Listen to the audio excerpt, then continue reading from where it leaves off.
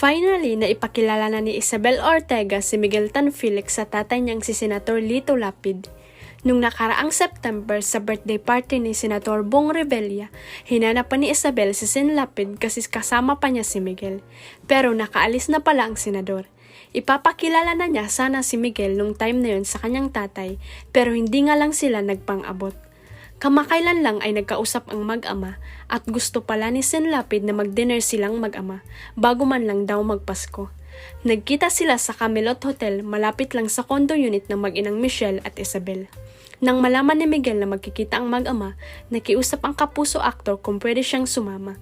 Gusto na raw niyang makilala si Sen Lapid. Ipinost nga ni Isabel sa kanyang Instagram ang pagkikitang yun ay kinatawa ng fans. Meron pang nag-comment na naiyak daw sila sa post na iyon ni Isabel. Curious lang kami kung paano kaya ipinakilala ni Isabel si Miguel sa kanyang tatay. Parang ang haba naman kung sasabihin niyang kapartner niya sa Firefly si Miguel. Ang movie nila na super promote nila ngayong MMFF. Samantala naiyak si Isabel pagkatapos niyang panuorin ang naturang pelikula. Journey ng mag-inang ginagampanan ni Alessandra De Rossi at ng child actor na si Ewan Michael ang pelikula.